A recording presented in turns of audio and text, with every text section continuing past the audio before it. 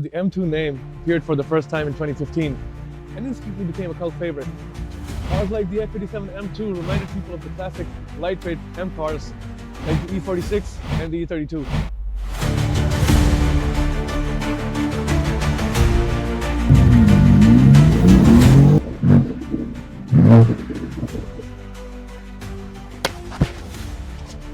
You're watching Speedster Syndicate, where two guys are on a mission to drive the fastest and the most exciting cars in the world.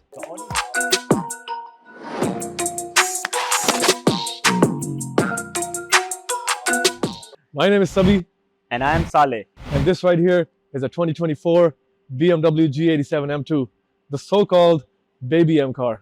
Except there is nothing baby about it. It has the same engine as M3 and M4. And this car has caused a lot of debate in the auto world. Today we're breaking it down.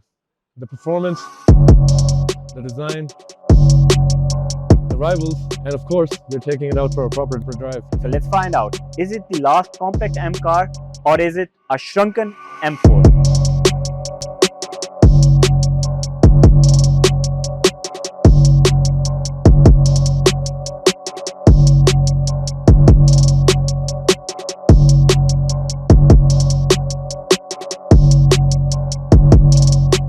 If you're new to the channel, press the subscribe button, click the bell notification so you can stay updated with all the action that we're bringing to you. So in 2019, BMW came up with G87 M2, which was bigger, heavier, bulkier than the F87, the predecessor of this car. So BMW promises that this is the most fun M car that you can buy. So the color on this particular piece is frozen gray. It's a matte finish. It may not be everybody's favorite, but it still makes a statement. Let me tell you something about the headlights on this one, because it shares the same headlights as a 240i, but the difference is with the front bumper, because it has a bigger mouth to breathe with, because obviously it pushes out more power as well. These vents also are responsible for pushing in air to the engine so it can breathe more and obviously run faster, which adds more to the fun. But this is where the front starts to look more different, because in case of a 240i, you find more rounded and smaller grills, but on this one, first of all, the chunky thing you can see from a mile away. This part of the bumper is like more straight and doesn't really emphasize on the curve in the headlight. And I'd like to add to this fact that if you still aren't pleased with this front, people like Adro have put out new kits which makes this front significantly more aggressive looking and more stylish.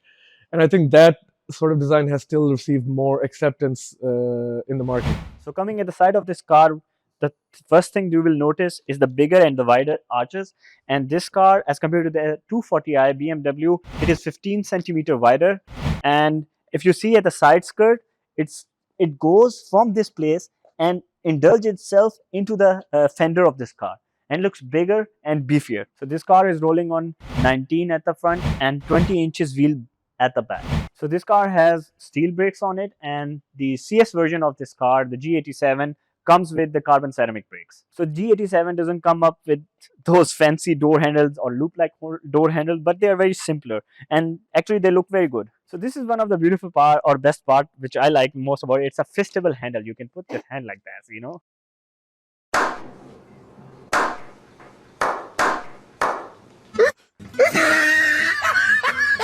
So when you come at the back of this car, the first thing you will notice are these quad pipes and non-functioning rear diffuser, but it looks sick. So the thing which has taken a lot of criticism is actually these reflector on both sides. It's looked like a exclamation mark because of this parking sensor at the end, and completely it's an exclamation mark. And when you see this is boxy, it is going with the whole concept of this car: big, beefier, and aggressive. The rear spoiler you see here is actually not stock. It is an aftermarket, and it is carbon. And then you see here the emblem of this car is actually also made of carbon. These both things are aftermarket. So these lights actually look phenomenally good, as these are diffused black, and it goes with whole concept of this car. Under the massive hood of this car rolls a BMW S58 inline-6 turbocharged engine, which pushes up to 460 horsepower and 550 Newton meters of torque. The G87 comes up with two versions, the manual and automatic. The manual is a 6-speed manual gearbox and the other one is 8-speed ZF automatic box. Comes in only rear wheel drive. There is no X-drive version of this car. So when you compare it with the BMW M3 base model or C63 SE AMG, it is only lacking 20 horsepower. So it shares same engine as M3 and M4, but it is relatively detuned. The G87 is electronically limited to 250 km per hour and goes from 0 to 100 km per hour in only 4.1 seconds, and which we will be definitely testing out soon. So as you get inside the G87 M2, you are welcomed by this extended, long, very big and curved high-quality display, which is accompanied by the iDrive 8.5. The car in general is known to be snappy and quick. There's a Harman Kardon sound system, Alcantara on the steering wheel, some carbon bits also on the steering wheel.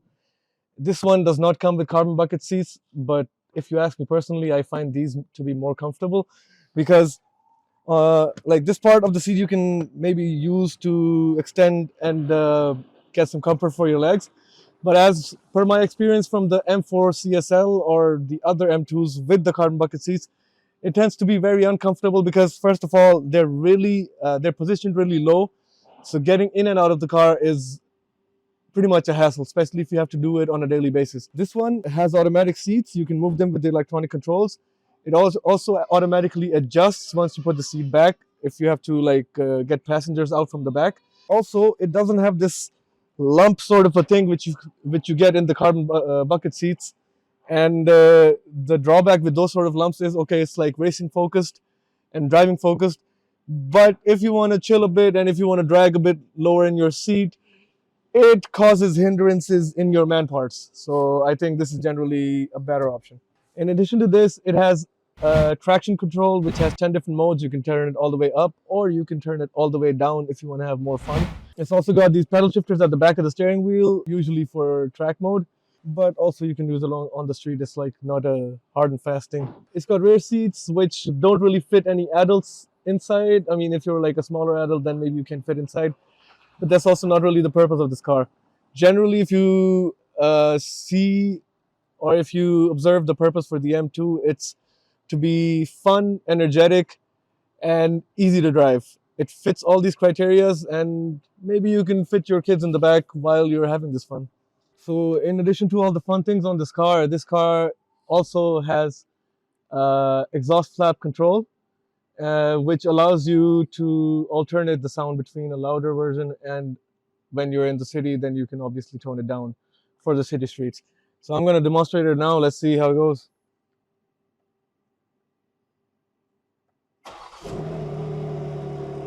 So as you can hear it, this is the normal sound without the flaps being open. Let's see how it goes when I turn it open.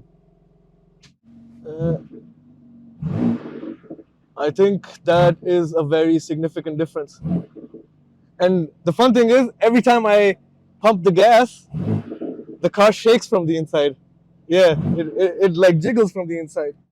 And on that note, now we're going to be taking this car out on the road to actually test what it's worth. And if all these talks about this car being good at performing on the streets, is this actually true? Or is it just BMW trying to cover up for all the hate that it's been getting?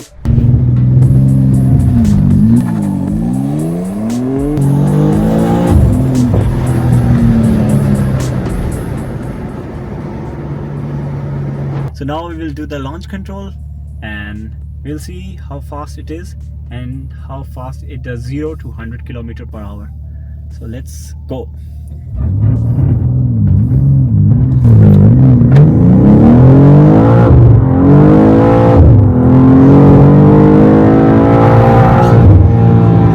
That was fast. Was it? Slightly. Was a little bit traction control also worked in? It was completely Yeah, it was off. completely off. Yes, yes. Yeah, okay. You need to turn it off for the launch control. Yes, Oh, yes. great. But you kept it under good control. Actually. Yeah. That was great. So yeah, that was great.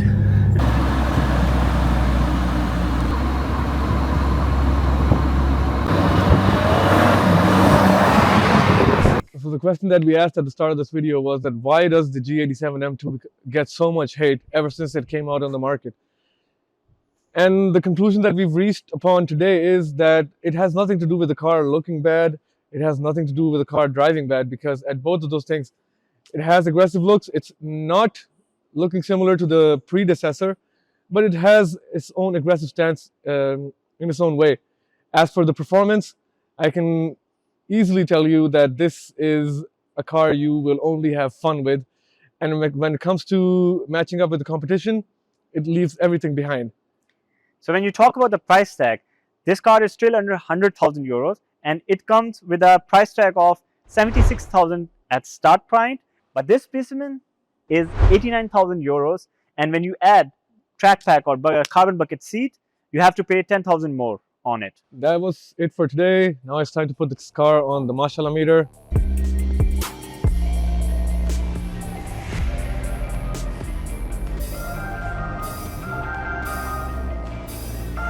Alright boys, it's time for the Mashallah meter.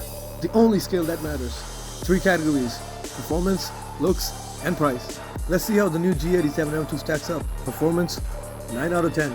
This thing is basically a baby M4 on Red Bull. 460 horses, rear wheel drive, and yes, you can still get it with a manual. Mashallah, it pulls like a train. Only reason it's not a 10 is because BMW fed it a bit too many schnitzels. It's heavier than the old one. Looks, 7 out of 10. This is where it gets spicy. Some say it looks aggressive, others say it looks like it got designed in Minecraft. Personally, it's got presence, but it's not exactly poster material. So 7 feels fair. And finally, price is a 6 out of 10. BMW is out here thinking everybody got oil money. Over 70,000 euros for an entry-level M car. Man, you still do get proper M performance, so it's not a scam. Just a little painful for the wallet. Add it all up, and the G87 M2 lands at a solid 22 out of 30 on the Mashallah meter. Big respect for the drive, but for looks and price, let's just say it's a love-hate situation.